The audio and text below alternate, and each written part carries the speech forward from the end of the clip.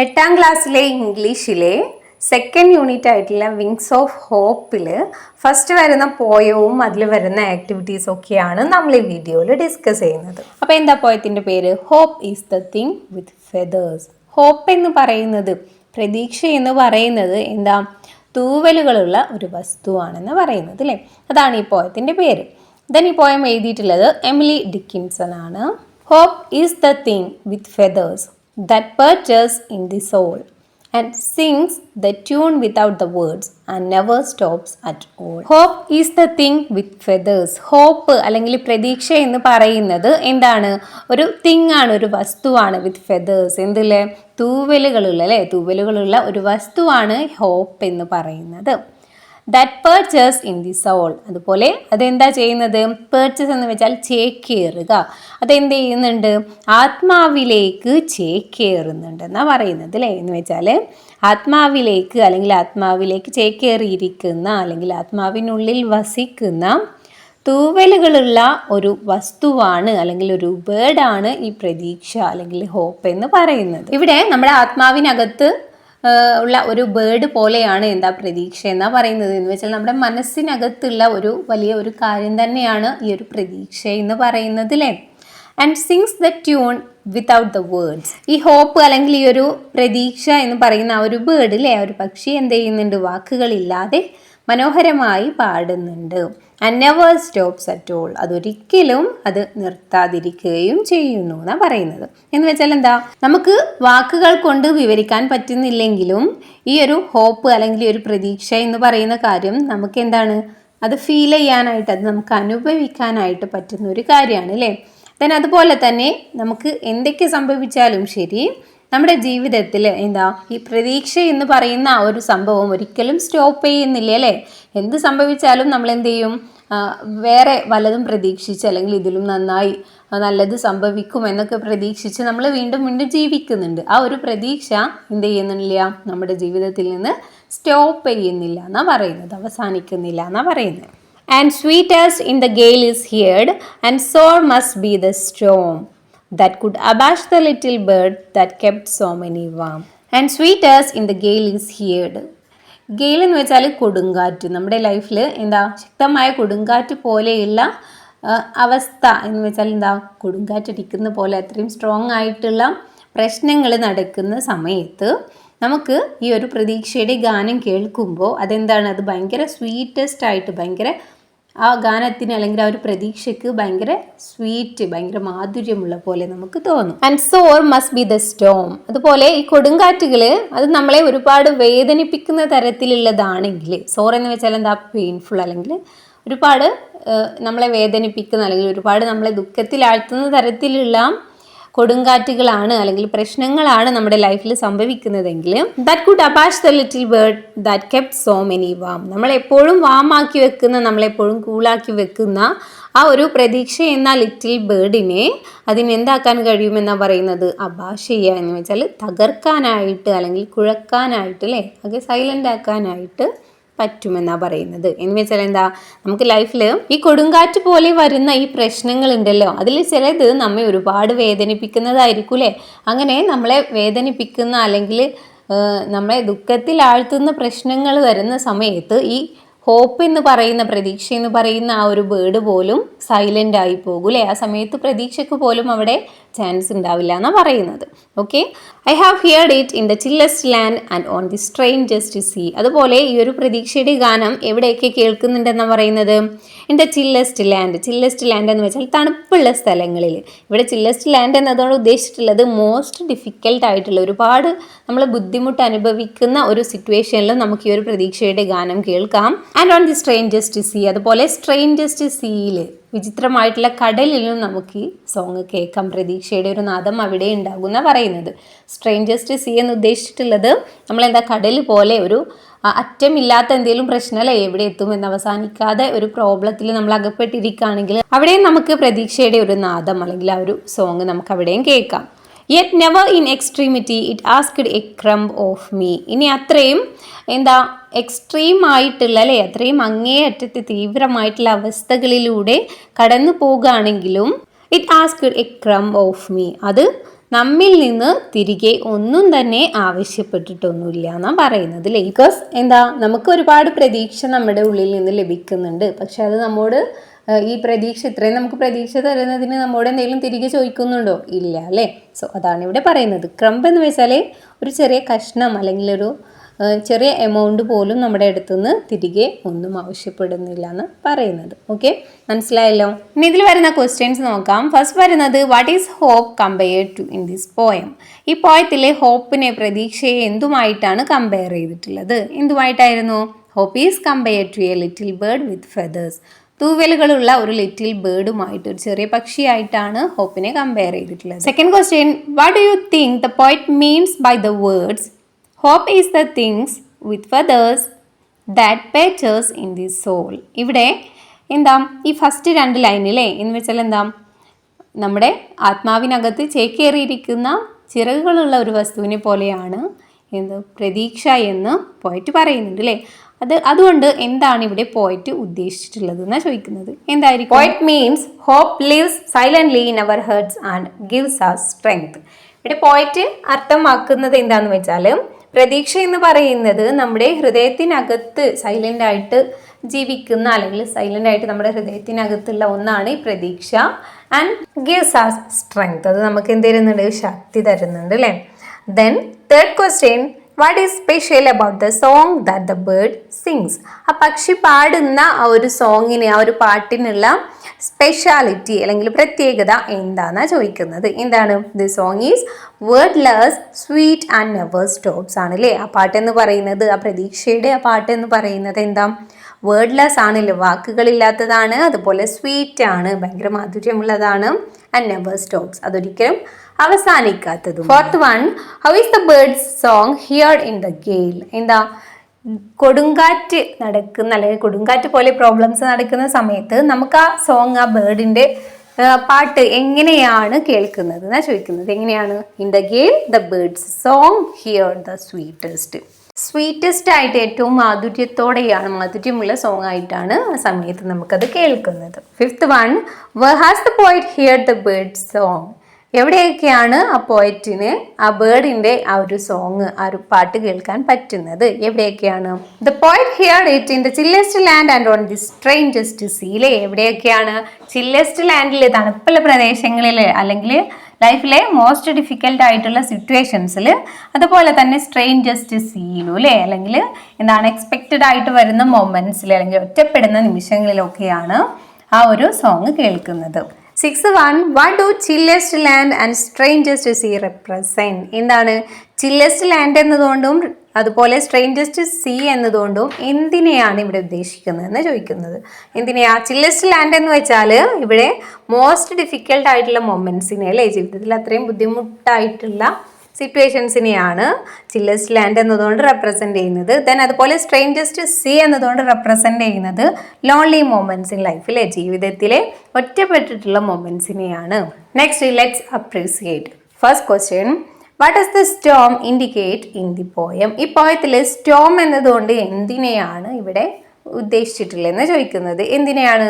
The storm indicates the hardest and most painful times in ലൈഫിലെ. Storm എന്നതുകൊണ്ട് ജീവിതത്തിലെ ഏറ്റവും ബുദ്ധിമുട്ടുള്ളതും അതുപോലെ ഏറ്റവും പെയിൻഫുൾ ആയിട്ടുള്ള, വേദനാജനകമായിട്ടുള്ള ആ ഒരു സിറ്റുവേഷൻസിനെയാണ് ഇവിടെ സ്റ്റോം എന്നതുകൊണ്ട് ഉദ്ദേശിച്ചിട്ടുള്ളത്.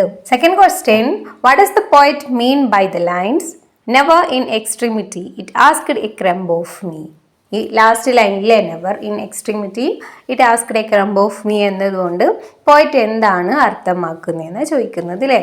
Even in the most difficult situations, hope consoles us without asking anything in return. ജീവിതത്തിലെ ഏത് മോസ്റ്റ് ഡിഫിക്കൽട്ട് ആയിട്ടുള്ള സിറ്റുവേഷൻസിലാണ് നമ്മൾ നിൽക്കുന്നതെങ്കിലും അവിടെയൊക്കെയും ഒന്നും നമ്മളിൽ നിന്ന് തിരിച്ച് പ്രതീക്ഷിക്കാതെ പ്രതീക്ഷ നമ്മളെ എന്ത് ചെയ്യുന്നുണ്ട്? കൺസോൾ ചെയ്യുന്നുണ്ട്, ആശ്വസിപ്പിക്കുന്നുണ്ട് അല്ലേ.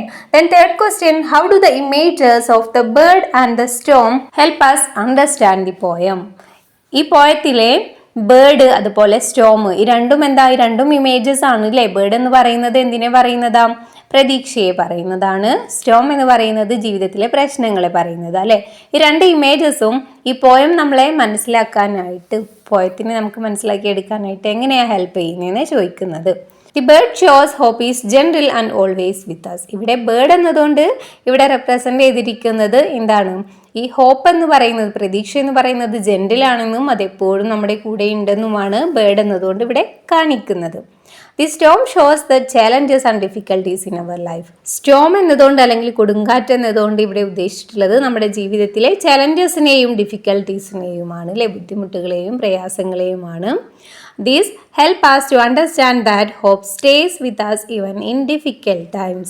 എന്ത് ഡിഫിക്കൽട്ട് ആയിട്ടുള്ള സിറ്റുവേഷൻസ് ആണുള്ളതെങ്കിലും അവിടെയൊക്കെ ഹോപ്പ് അല്ലെങ്കിൽ പ്രതീക്ഷ എപ്പോഴും നമ്മുടെ കൂടെ തന്നെ സ്റ്റേ ഉണ്ട്, അല്ലേ? എന്ന് വെച്ചാൽ നമ്മുടെ കൂടെ തന്നെ ഉണ്ട് എന്ന് നമുക്ക് മനസ്സിലാക്കി തരാനായിട്ട് ഈ ബേർഡ്, സ്റ്റോം എന്നുള്ള 2 ഇമേജസ് നമ്മളെ ഹെൽപ്പ് ചെയ്യുന്നുണ്ട്. ഇനി ഇതിൽ വരുന്ന ആക്ടിവിറ്റീസ് നോക്കാം. Activity 1, read these lines from the poem. പോയത്തിൽ നിന്നുള്ള 2 ലൈനാണ്, വായിച്ചു നോക്കാം.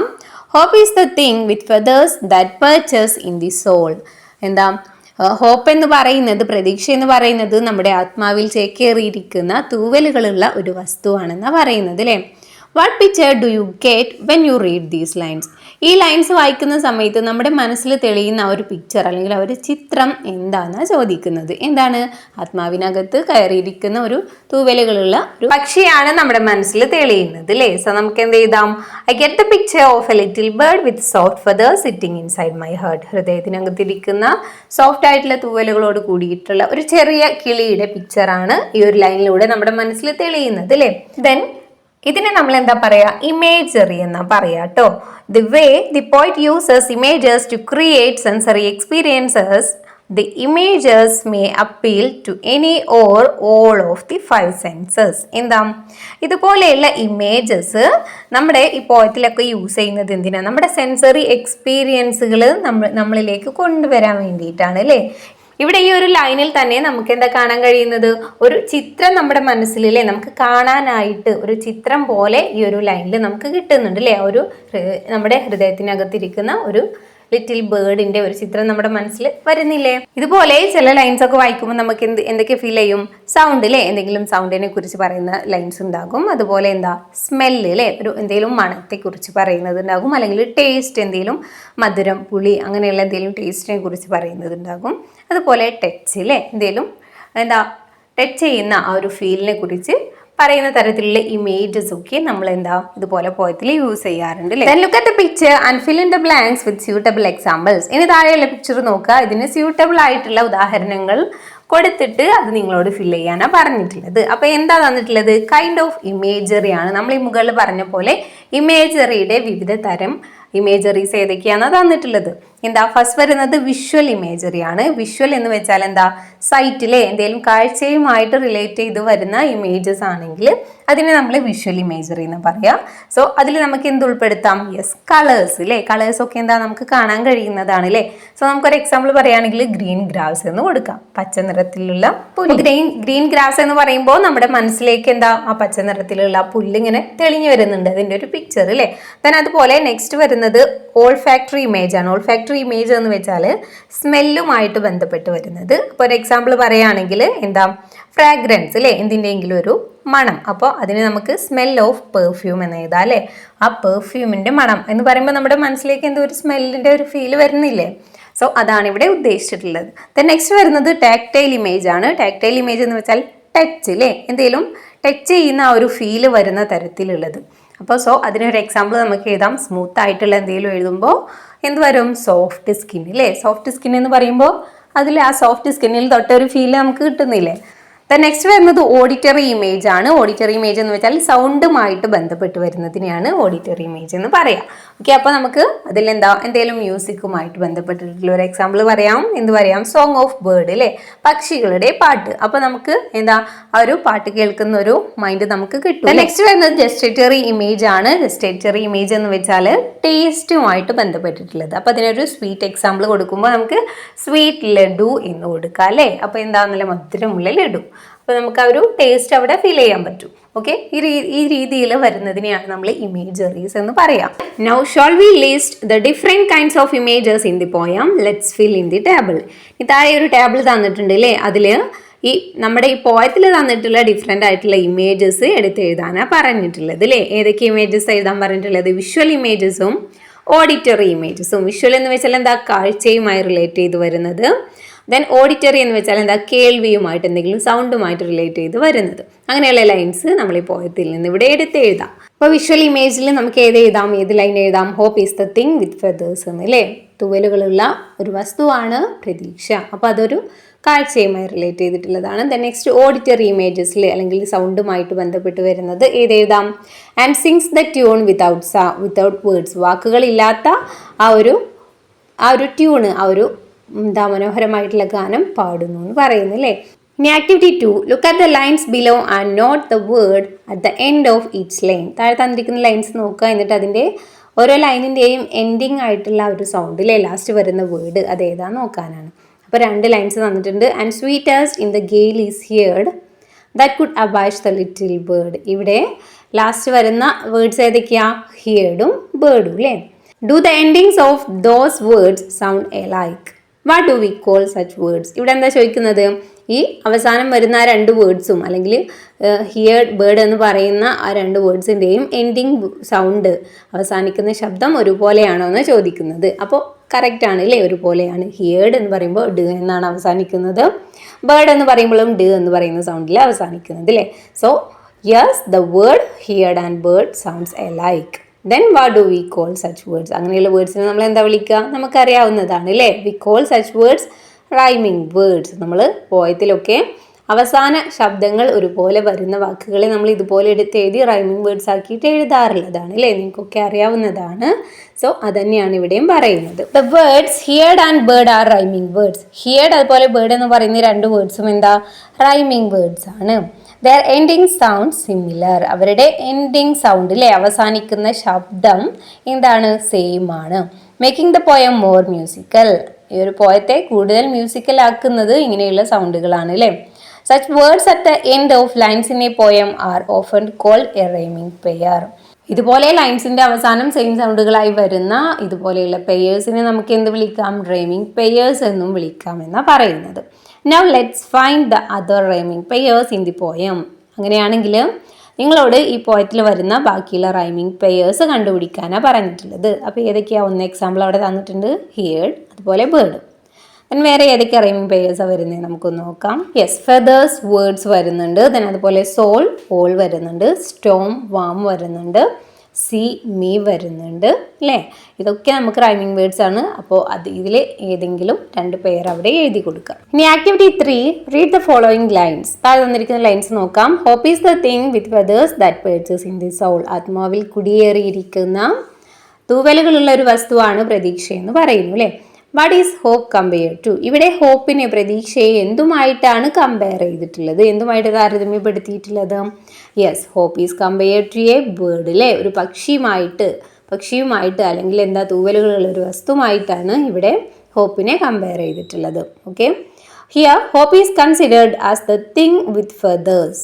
A direct relation is made between hope and a bird. ഇവിടെ ഹോപ്പിനെ നമ്മൾ എന്തുമായിട്ടാണ് കമ്പയർ ചെയ്തിട്ടുള്ളത്? തൂവലുകളുള്ള ഒരു വസ്തുവുമായിട്ട് ഡയറക്റ്റ് ആയിട്ട് കമ്പയർ ചെയ്തിരിക്കുകയാണ് ചെയ്തിട്ടുള്ളത്, അല്ലേ?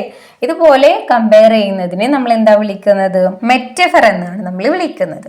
Then metaphor is a figure of speech that presents 2 unrelated objects or experiences as one and the same. Unrelated ആയിട്ടുള്ള, പരസ്പര ബന്ധമില്ലാത്ത വസ്തുക്കളെയോ അല്ലെങ്കിൽ എക്സ്പീരിയൻസുകളെയോ അനുഭവങ്ങളെയോ നമ്മൾ എന്താ ഒന്നായി കമ്പയർ ചെയ്ത് ഒരുപോലെയാക്കി പറയുന്നതിന് നമ്മൾ എന്താ പറയുന്നത്? മെറ്റഫർ എന്നാ പറയുന്നത്, അല്ലേ? Then now pick out the other instances of metaphor in the poem. ഇനി അങ്ങനെയാണെങ്കിൽ ഈ പോയത്തിലുള്ള ബാക്കിയുള്ള മെറ്റഫർ വരുന്ന എക്സാമ്പിൾസ് എടുത്ത് എഴുതാനാണ് പറഞ്ഞിട്ടുള്ളത്. ഏതൊക്കെ എഴുതാം? ദാറ്റ് പേർച്ചേഴ്സ് ഇൻ ദി സോൾ എന്ന് എഴുതാം, അല്ലേ? എന്താ, ആ പ്രതീക്ഷ എന്ത് ചെയ്യുന്നുണ്ട്? പ്രതീക്ഷ നമ്മുടെ ആത്മാവിനകത്ത് ചേക്കേറിയിരിക്കുകയാണ് പറയുന്നത്, അല്ലേ? പ്രതീക്ഷയെ കമ്പയർ ചെയ്തിട്ടുള്ളതാണ്. Then and sings the tune without the words. ഇവിടെ എന്താ, വാക്കുകളില്ലാതെ പാട്ട് പാടുക എന്ന് പറയുമ്പോൾ ഇവിടെ ഉദ്ദേശിക്കുന്നത് വേറെ കാര്യത്തെയാണ്, അല്ലേ? ഇവിടെ സിങ്സ്, പാടുക എന്ന് പറയുമ്പോൾ അതെന്തിനെയാണ് കമ്പയർ ചെയ്തിട്ടുള്ളത്? യെസ്, പ്രതീക്ഷയെയാണ് ഇവിടെ പാട്ടായി കമ്പയർ ചെയ്തിട്ടുള്ളത്. വിതൗട്ട് ദി വേർഡ്സ്, അല്ലേ? വാക്കുകളില്ലാതെ എന്ന് പറയുമ്പോൾ അവിടെ സൈലൻസിനെയാണ് അവിടെ വാക്കുകളില്ലാതെ എന്ന് പറഞ്ഞ് കമ്പയർ ചെയ്തിട്ടുള്ളത്. Okay, Then I have heard it in the chillest land and on the strangest sea. അല്ലേ, ഇവിടെ ചില്ലസ്റ്റ് ലാൻഡ് എന്ന് പറഞ്ഞിട്ടുള്ളത് എന്താ, ഡിഫിക്കൽട്ട് ആയിട്ടുള്ള സമയത്തെ അല്ലേ, നമ്മൾ ബുദ്ധിമുട്ടുന്ന സമയത്തെയാണ് ഇവിടെ ചില്ലസ്റ്റ് ലാൻഡ് ആയിട്ട് പറഞ്ഞിട്ടുള്ളത്. അതുപോലെ സ്ട്രേഞ്ചസ്റ്റ് സീ എന്ന് ഉദ്ദേശിച്ചിട്ടുള്ളതും എന്താ, നമ്മൾ എന്ത് ചെയ്യണമെന്ന് അറിയാതെ നിൽക്കുന്ന ഒരു സിറ്റുവേഷനെയാണ് ഇവിടെ സീ ആയിട്ടില്ലേ, അല്ലെങ്കിൽ വിചിത്രമായ കടലായിട്ട് കമ്പയർ ചെയ്തിട്ടുള്ളത്. ഓക്കെ, ദെൻ നെക്സ്റ്റ് വരുന്നത് we use metaphors not only in literary context but even in our everyday speech. Metaphors നമ്മൾ യൂസ് ചെയ്യുന്നത് ലിറ്റററി ആയിട്ടുള്ള സാഹിത്യപരമായിട്ടുള്ള കാര്യങ്ങൾ പറയാൻ വേണ്ടിയിട്ട് മാത്രമല്ല, നമ്മുടെ എവറിഡേ സ്പീച്ചിലല്ലേ, നമ്മുടെ ദൈനംദിന സംഭാഷണങ്ങളിലും നമ്മളത് ഉൾപ്പെടുത്തുന്നുണ്ടെന്നാണ് പറയുന്നത്. Reach the following metaphors and add your examples to the list. അങ്ങനെയുള്ള കുറച്ച് മെറ്റഫേഴ്സ് താഴെ തന്നിട്ടുള്ളത്.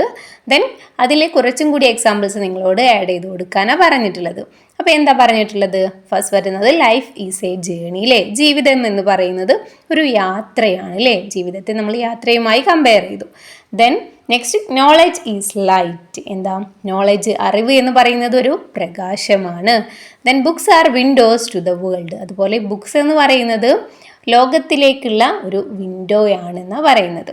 നെക്സ്റ്റ് നമുക്ക് എന്ത് എഴുതാം, ടൈം ഈസ് എ തീഫ് എന്ന് എഴുതാം അല്ലേ, സമയം എന്ന് പറയുന്നത് ഒരു കള്ളനെ പോലെയാണ് അല്ലേ, എപ്പോഴാണ് വരുന്നത് എപ്പോഴാണ് പോകുന്നത്, സമയം എത്ര പെട്ടെന്നാണ് പോകുന്നതെന്ന് നമ്മൾ അറിയുന്നില്ല അല്ലേ. Then he has A heart of gold, അവനൊരു എന്താ ഗോൾഡൻ ഹൃദയം ഉണ്ടെന്നാണ് പറയുന്നത് അല്ലേ. ഗോൾഡ് ഹൃദയം എന്ന് പറഞ്ഞാൽ എന്താ, അത്രയും പ്യുവർ ആയിട്ടുള്ള അല്ലേ, സ്വർണം പോലെ പവിത്രമായ ഹൃദയം ഉണ്ടെന്ന് പറയാനാണ് ഇവിടെ അങ്ങനെ പറഞ്ഞിട്ടുള്ളത്. Then next A smile is sunshine, അതുപോലെ ഒരു സ്മൈൽ, ഒരു പുഞ്ചിരി എന്ന് പറയുന്നത് എന്താ, ഒരു സൂര്യപ്രകാശം പോലെയാണെന്നാണ് പറയുന്നത്. അപ്പോൾ ഇതൊക്കെയാണ് മെറ്റഫേഴ്സ് വരുന്നത്. ഇനി activity 4, read these lines from the poem and sings the tune without the words and never stops at all. 2 ലൈൻസാണ് തന്നിട്ടുള്ളത് അല്ലേ. What do you notice about these lines? ഈ ലൈൻസിൽ നിങ്ങൾ എന്തെങ്കിലും കാര്യം നോട്ടീസ് ചെയ്തോ, എന്തെങ്കിലും ശ്രദ്ധിച്ചോ എന്നാണ് പറയുന്നത്. എന്താണ്, യെസ്, ഇവിടെ ആ 2 ലൈനിൻ്റെയും ഫസ്റ്റ് തുടങ്ങുന്നത് എന്ത് യൂസ് ചെയ്തിട്ടാണ്, ആൻഡ് യൂസ് ചെയ്തിട്ടാണ് അല്ലേ. What effect does the repetition create? ഒരു റിപ്പീറ്റേഷൻ ഇവിടെ എന്ത് എഫക്റ്റ് ആണ് ക്രിയേറ്റ് ചെയ്യുന്നതെന്ന് ചോദിക്കുന്നത് അല്ലേ. അതുപോലെ റിപ്പീറ്റ് ചെയ്ത് ആൻഡ് വന്നിരിക്കുന്നത് ഇവിടെ എന്തിനു വേണ്ടിയിട്ടാ, യെസ് നമുക്കറിയാം അല്ലേ, ആൻഡ് യൂസ് ചെയ്ത് വീണ്ടും ആൻഡ് റിപ്പീറ്റ് ചെയ്ത് വന്നിട്ടുള്ളത് ഇവിടെ എന്താ, ആ ഒരു ലൈന് അവസാനിച്ചിട്ടില്ല, തുടർന്നുകൊണ്ടേ ഇരിക്കുകയാണ് അല്ലേ. ഇനിയും അതിൻ്റെ എന്താ, ആ ഫസ്റ്റ് ലൈനിൻ്റെ ബാക്കി തന്നെയാണ് എന്ന് വെച്ചാൽ അതിൻ്റെ തുടർച്ചയാണ് സെക്കൻഡ് ലൈനിലും എന്ന് കാണിക്കാനാണ് ഇവിടെ വീണ്ടും ആൻഡ് യൂസ് ചെയ്തിട്ടുള്ളത്. Then this kind of repetition is called anaphora. ഈ രീതിയിലുള്ള വരികളുടെ തുടക്കത്തിൽ ഒരേ വാക്ക് റിപ്പീറ്റ് ചെയ്യുന്നതിനെ നമ്മൾ എന്താ പറയുന്നത്, അനഫോറ എന്നാണ് പറയുന്നത്. The repetition of a word or phrase at the beginning of successive lines in a poem or passage is anaphora. It's often used for emphasis. എന്താ പറയുന്നത്, ഇതുപോലെ നമ്മൾ ഒരു പോയത്തിൻ്റെ അല്ലെങ്കിൽ ഒരു പാസേജിൻ്റെയോ തുടർച്ചയായി വരുന്ന ലൈൻസിൽ അല്ലേ, അടുത്തടുത്ത് വരുന്ന ആ ലൈൻസിൻ്റെ ഫസ്റ്റ് വേർഡ് തുടങ്ങുന്ന ആ ഒരു വേർഡ് അല്ലെങ്കിൽ ആ ഒരു ഫ്രേസ് സെയിം ആണെങ്കിൽ അങ്ങനെയുള്ളതിനെ നമ്മൾ അനഫോറ എന്നാണ് പറയുന്നത്. Okay, then now pick out other instances of anaphora in the poem. ദെൻ നിങ്ങളോട് ഈ പോയത്തിൽ നിന്ന് ഇതുപോലെയുള്ള വേറെ അനഫോറയ്ക്കുള്ള എക്സാമ്പിൾസ് എഴുതാനാണ് പറഞ്ഞിട്ടുള്ളത്. അപ്പോൾ ഒന്നിവിടെ എഴുതിയിട്ടുണ്ട്, എന്താണ്, that could abash the little bird that kept so many warm അല്ലേ. ഇവിടെ രണ്ടും എന്താ, ദാറ്റ് വെച്ചാണ് സ്റ്റാർട്ട് ചെയ്തിട്ടുള്ളത്. ഓക്കെ,